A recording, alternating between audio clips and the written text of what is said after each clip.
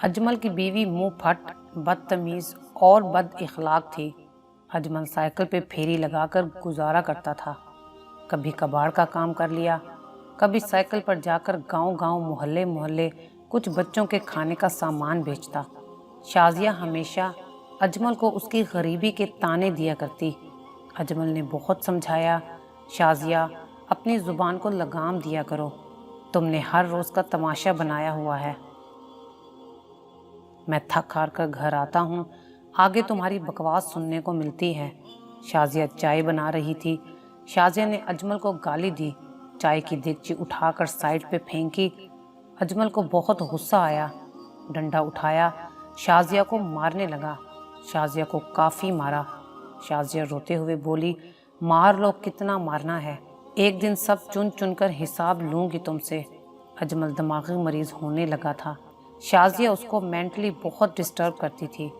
Ajmal cycle لیتا، دہاڑی لگا کر رات گئے تک باہر کسی سڑک کے کنارے بیٹھا رہتا۔ وہ جانتا تھا گھر جائے گا شازیہ کی بکواس سننا پڑے گی۔ وہ طلاق دے دینا چاہتا تھا، لیکن چھوٹی چھوٹی 3 بیٹیوں کی طرف دیکھتا، خاموش ہو جاتا۔ شازیہ کو اس بات سے کوئی غرض نہیں تھی، بیٹیاں چھوٹی ہیں، اگر اجمل نے غصے میں طلاق دے دی تو کیا انجام ہوگا۔ رات گئے گھر آتا، دیکھتا بیٹیاں سو چکی ہیں، چپکے سے کھانا کھاتا اور سو جاتا۔ لیکن آخر کب تک ایسا ہوتا؟ آخر کب تک ایسا چلتا؟ گھر یوں تو بسائے نہیں جاتے، رشتے یوں تو نبھائے نہیں جاتے، ضروری نہیں ہوتا ہر بار مرد ہی درندہ ہو۔ شازیہ اجمل کو پاگل سمجھتی تھی۔ ایک رات اجمل سو رہا تھا، شازیہ نے گلا دبا دیا، اجمل کو جان سے مار دینا چاہتی تھی۔ وہ عجیب سی کیفیت میں تھی، اجمل کچھ سمجھ نہ پا رہا تھا۔ آخر شادی کے 4 سال بعد اچانک شازیہ کو ایسا کیا ہو گیا ہے کہ وہ اجمل کو جان سے مار دینا چاہتی ہے۔ شازیہ کے پاؤں پکڑ کر رونے لگا، شازیہ تم کو اللہ اور رسول کا واسطہ ہے، گھر کو آباد کرو، چھوٹی چھوٹی بچیوں کی طرف دیکھو، ان معصوموں کا کیا قصور ہے؟ کیوں آخر تم ایسا کر رہی ہو؟ تم جب مجھ سے جھگڑا کرتی ہو وہ سہم جاتی ہیں۔ شازیہ نے چلا کر کہا، دیکھ اجمل، تو نے مجھ سے شادی کی ہی کیوں؟ میں اتنی غربت کی زندگی نہیں جی سکتی، اور تم کو پرواہ ہی نہیں ہے۔ سائیکل لے کر جاتے ہو، رات کو 300 کما کر لاتے ہو، 300 سے کیا ہوتا ہے؟ مجھے روز کا 1000 روپے خرچہ چاہیے بس۔ اجمل نے سر پکڑ لیا، شازیہ ایسے گھر آباد نہیں ہوتے جیسا تم کرتی ہو، خدا کے واسطے کچھ سوچو، میں بہت محنت سے اتنے پیسے کما کر آتا ہوں۔ شازیہ گالی دے کر کمرے سے باہر چلی گئی۔ یہ سب کچھ یوں ہی چلتا رہا، اور بڑی بیٹی اب 16 سال کی ہو گئی تھی، جس کا نام فائزہ تھا۔ اس سے چھوٹی کومل، پھر سب سے چھوٹی جویریہ تھی۔ شازیہ اکثر بازار جاتی، کچھ لینا تو نہیں ہوتا تھا، بس ایسے ہی اسے گھومنے کا شوق تھا۔ بازار میں ایک شخص سے اس کی دوستی ہو گئی، اور وہ دوستی کچھ ہی دنوں میں پیار میں بدل گئی۔ وہ شخص 40 سال کا تھا، دیکھنے میں کوئی بازاری غنڈہ لگتا تھا۔ وہ شازیہ کو شاپنگ بھی کرواتا اور ایک فون بھی لے دیا۔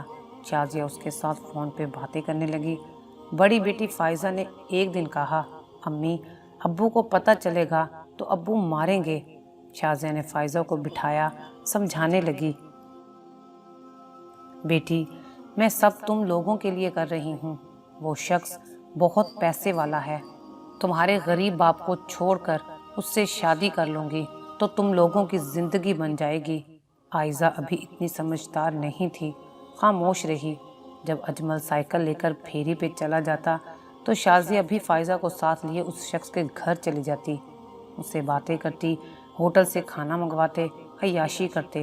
فائزہ کو یہ بالکل اچھا نہ لگتا تھا، اور پھر یہ بات ایک دن اجمل تک جا پہنچی۔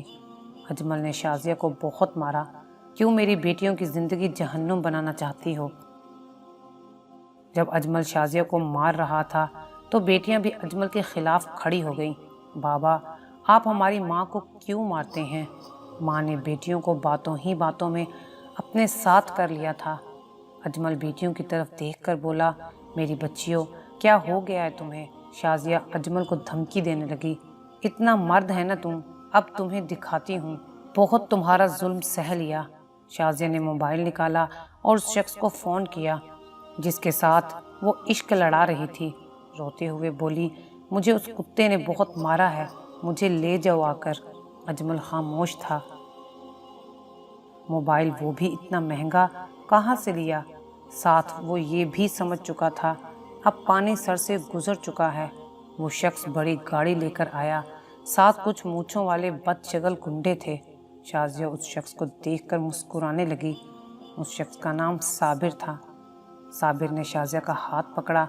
اجمل پرانے پھٹے کپڑے پہنے ہوئے اپنی ٹوٹی ہوئی سائیکل کے پاس کھڑا تھا۔ شازیہ نے کہا، اس کتے کو مارو پہلے۔ صابر نے لڑکوں کو اشارہ کیا، پکڑ لو کمینے کو۔ وہ اجمل کو مارنے لگے۔ بہت مارا اجمل کو، اس کے منہ سے خون بہنے لگا۔ شازیہ اجمل کو بالوں سے پکڑ کر کہنے لگی، طلاق دو مجھے۔ اجمل نے بیٹیوں کی طرف ایک نظر دیکھا، پھر روتے ہوئے طلاق دے دی۔ شازیہ بہت خوش تھی، بیٹیوں کو ساتھ لیا اور صابر کے ساتھ چلی گئی۔ محلے والوں کو پتہ چلا، وہ آئے، انہوں نے اجمل کو سنبھالا۔ اجمل رو رہا تھا، لوگوں، میری بیٹیاں رول جائیں گی۔ محلے والوں نے سمجھایا، وہ اپنی مرضی سے گئی ہے، ویسے بھی تمہاری بیوی کا کردار ٹھیک نہیں تھا، اچھا ہوا تمہاری جان چھوڑ گئی۔ اجمل بے حال تھا۔ ادھر شازیہ صابر کے ساتھ کراچی میں جا بسی۔ صابر کا یہ عالی شان گھر کیا خوبصورت تھا، گاڑیاں، پیسہ، سب کچھ مل گیا تھا شازیہ کو جو وہ چاہتی تھی۔ وہ جاہل عورت کیا جانتی عدت کیا ہے یا انسانیت کیا ہے۔ صابر سے نکاح کر لیا، اس کے ساتھ رہنے لگی۔ فائزہ 19 سال کی ہو گئی تھی، لیکن اب صابر اپنی درندگی دکھانے لگا تھا۔ اسے جب بھی موقع ملتا فائزہ کو ہاتھ لگاتا، اس کو برائی کی طرف راغب کرتا۔ فائزہ اب بچی نہیں تھی، بڑی ہو چکی تھی۔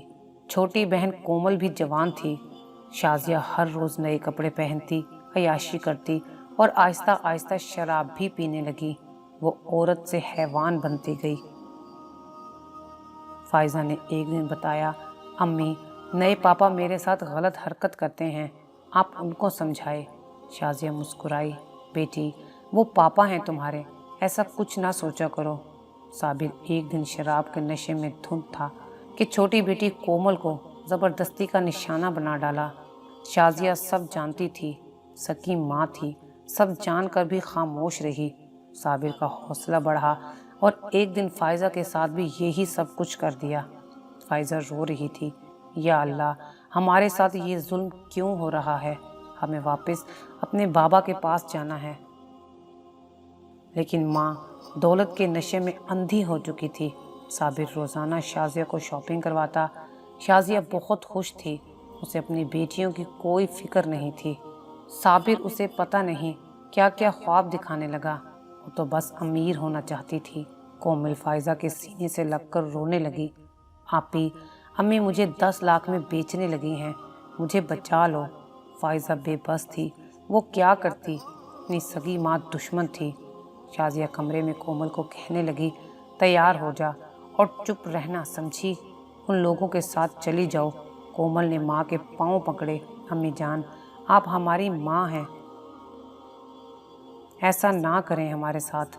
شازیہ کہنے لگی، بیٹی، میں یہ سب کچھ تمہارے مستقبل کے لیے کر رہی ہوں، تمہارے پاس بڑی گاڑی، بنگلہ، سب کچھ ہوگا۔ بیٹی کہنے لگی، ماں، یہ سب غلط ہے، ہمیں کچھ نہیں چاہیے۔ شازیہ غصے سے کہنے لگی، میں تمہاری ماں ہوں، جیسا میں کہوں تم وہی کرو گی، جاؤ اب تیار ہو جاؤ۔ فائزہ نے ماں کا راستہ روکا، امی، اللہ سے ڈریں، موت کو کیوں بھول گئی ہیں آپ؟ صرف چند پیسوں کی خاطر اپنی بیٹیوں کو نیلام کر رہی ہیں۔ شازیہ نے فائزہ کے منہ پر تھپڑ مارا، بکواس نہ کر، تمہارا بھی علاج کر لوں گی۔ کومل اور فائزہ بے بس تھیں، رو رو کر اللہ پاک سے دعا کرتی، اے اللہ، ہمیں بچا لو، ہماری مدد فرماؤ۔ کومل کی قسمت اچھی تھی، کومل سے ایک لڑکا پیار کرتا تھا۔ کومل نے اسے جب ساری بات بتائی، وہ لڑکا کومل کو وہاں سے بھگا لے گیا اور دونوں نے شادی کر لی۔ شازیہ کو پتہ لگا تو وہ غصے سے جل اٹھی۔ فائزہ پہ بہت تشدد کیا، بہت مارا فائزہ کو۔ شازیہ نے ظلم کی ہر حد پار کر دی تھی۔ ماں نہیں، بدبخت تھی وہ۔ شازیہ اب فائزہ کے ہر رات کے 10,000 وصول کرتی، سونے کے کنگن پہنے ہوئے صابر کے ساتھ عیاشی کرتی۔ اور ایک رات کالج کے کچھ لڑکوں نے فائزہ کو خریدا۔ رات کو فائزہ جب سامنے آئی تو ان سے کہنے لگی میں نوافل ادا کر لوں۔ وہ لڑکے حیرت میں تھے، دھندا کرنے والی لڑکی اللہ کو یاد کر رہی ہے۔ جب فائزہ نے نفل پڑھ لیے تو ایک لڑکا بولا ہم سمجھے نہیں، دھندا کرتی ہو، تمہاری عمر بھی اتنی نہیں ہے، پھر یہ نفل ادا کرنا۔ فائزہ رو پڑی۔ لڑکے سمجھ گئے تھے فائزہ مجبور ہے۔ فائزہ کی دعا قبول ہو چکی تھی۔ اللہ تعالیٰ نے ان لڑکوں کے دلوں میں فائزہ کے لیے رحم ڈال دیا تھا۔ ایک لڑکے نے بہن کہہ کر پکارا اور پوچھا بتاؤ کیا ماجرا ہے؟ فائزہ رونے لگی، میری ماں زبردستی یہ سب کچھ کرواتی ہے مجھ سے۔ فائزہ نے سب کچھ بتا دیا۔ ان لڑکوں میں ایک کا نام عدیل تھا، جس نے وعدہ کیا کہ وہ فائزہ کی ہر طرح سے مدد کرے گا۔ اس نے فائزہ کو تسلی دی تم گھر واپس جاؤ، ہم دیکھ لیں گے۔ لیکن فائزہ گھر نہیں جانا چاہتی تھی۔ روتے ہوئے بولی میری چھوٹی بہن کو بچا لو، میری ماں میری چھوٹی بہن کو کسی بیرون ملک بھیجنا چاہتی ہے۔ فائزہ کو سب نے تسلی دی اور پولیس سے مدد حاصل کی، لیکن دیر ہو چکی تھی، کیونکہ ان لڑکوں میں سے ایک لڑکے نے صابر کو فون کر کے سب بتا دیا تھا۔ صابر اور شازیہ فائزہ کی چھوٹی بہن کو لے کر ہانگ کانگ روانہ ہو گئے تھے، لیکن صابر دھوکے باز تھا۔ اس نے کچھ ڈرگز شازیہ کے بیگ میں چھپائے تھے۔ شازیہ اپنے ملک کے ایئرپورٹ سے تو بچ نکلی تھی، مگر جیسے ہی شازیہ اور صابر ہانگ کانگ ایئرپورٹ پر اترے، چیکنگ کے دوران شازیہ ڈرگ سمگلر کرتے ہوئے پکڑی گئی۔ شازیہ حیران تھی یہ کیسے میرے بیگ میں آ گئے۔ صابر بھاگنے لگا کہ پولیس نے اسے بھی پکڑ لیا۔ پاکستان کی پولیس نے بھی تصاویر جاری کر دی تھیں، اس لیے ان پہ 2 کیس فائل ہوئے۔ اس ملک کے قانون کے تحت سزائے موت تھی۔ جویریہ کو واپس ملک بھیجنے لگے تو شازیہ چیخ چیخ کر رونے لگی، میں اس کی ماں ہوں۔ جویریہ آخر بیٹی تھی۔ ماں کے ماتھے پہ بوسہ کیا، ماں قیامت کے دن اللہ کے سامنے میں الگ سے حساب لوں گی۔ جویریہ کو واپس اپنے ملک بھیج دیا گیا۔ فائزہ کے سینے سے لگ کر بہت روئی تھی۔ پولیس کی مدد سے ان کے سکے باپ اجمل کو تلاش کیا۔ فائزہ گھر گئی، دروازے پہ دستک دی۔ بابا نے دروازہ کھولا۔ اجمل نے دیکھا اس کی بیٹیاں آ گئی ہیں، انہیں سینے سے لگا کر رونے لگا، بہت رویا۔ میری لاڈلی بیٹیاں آ گئیں۔ فائزہ نے بابا کے سینے سے لگ کر سارا قصہ سنایا۔ اجمل بہت رویا، بیٹیوں کے سر پہ ہاتھ رکھا۔ اجمل نے دوسری شادی ایک حافظ قرآن سے کی تھی۔ اس نے اجمل کو سنبھالا تھا، گھر کو آباد کیا تھا۔ جو گھر کبھی کچا تھا آج وہ پکا مکان بن چکا تھا۔ اس گھر میں سکون ہی سکون تھا۔ ہانگ کانگ کی عدالت نے صابر اور شازیہ کو سزائے موت سنائی۔ شازیہ کو اب صابر سے بدبو آنے لگی تھی۔ وہ اب چیخ چیخ کر روتی تھی، سر کے بال نوچتی، اللہ سے معافی مانگتی، مجھ سے کیا گناہ ہو گئے۔ وہ کبھی فائزہ کو آواز دیتی، کبھی کومل کو، کبھی جویریہ کو، پھر اجمل کی باتیں یاد کرتی۔ وہ سجدے میں گر کر اللہ سے معافی مانگتی اور پھر دونوں کو 7 بار پھانسی دی گئی۔ ان کی لاش کو بھوکے شیروں کے آگے ڈالا گیا۔ جانتے ہو اس میں قصور کس کا تھا؟ شازیہ کے ماں باپ کا۔ شازیہ کے ماں باپ کی سوچ تھی پڑھا لکھا کر کیا کرنا ہے اس کو، کرنے تو بچے ہی پیدا ہیں۔ نہ قرآن اسلام سکھایا، نہ دنیاوی تعلیم دی۔ مرد جاہل ہو تو ایک گھر تباہ کرتا ہے، عورت جاہل ہو تو نسلیں تباہ کرتی ہے۔ شازیہ کو حرام حلال کا فرق معلوم ہی نہیں تھا۔ عورت نباہ کرے تو کانٹوں پہ چل کر بھی نباہ کر سکتی ہے۔ عورت کی حیوانیت اور کم عقلی سے مجھے اب ڈر لگنے لگا ہے۔ آج ایک سگی ماں کو اپنی بیٹیوں کو برباد کرتے دیکھ کر میری روح کانپ گئی۔ یہ کوئی افسانہ یا کہانی نہیں ہے، یہ سچی داستان ہے۔ اپنی بیٹیوں کو تعلیم دلوائیں، دین اور دنیاوی دونوں۔ ورنہ شازیہ کی طرح حرام حلال بھول کر اپنے ہی پیٹ میں رکھ کر جن کو زندگی دی ان کا ہی سودا کر دے گی۔ دعا ہے کہ اللہ پاک ہم سب کو ہدایت دے اور حرام حلال سمجھنے کی توفیق دے، آمین۔